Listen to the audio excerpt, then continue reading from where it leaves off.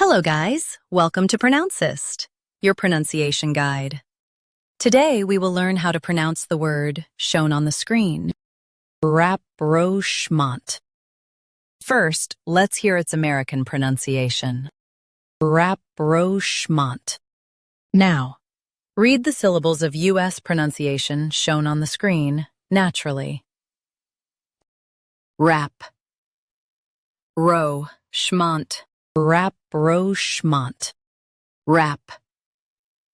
Ro. Schmont. Rapprochement. Now, let's focus on British pronunciation of this word. Rapprochement.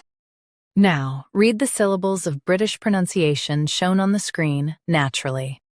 Rap. Roche. Mont. Rapprochement. Rap. Roche. Mont. Rapprochement. Stress schmont and keep rap light. Rapprochement. Rapprochement. Practice repeatedly and you'll soon be able to say this word perfectly.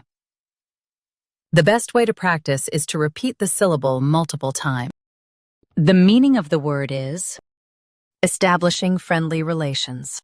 Try repeating this word several times to improve your pronunciation.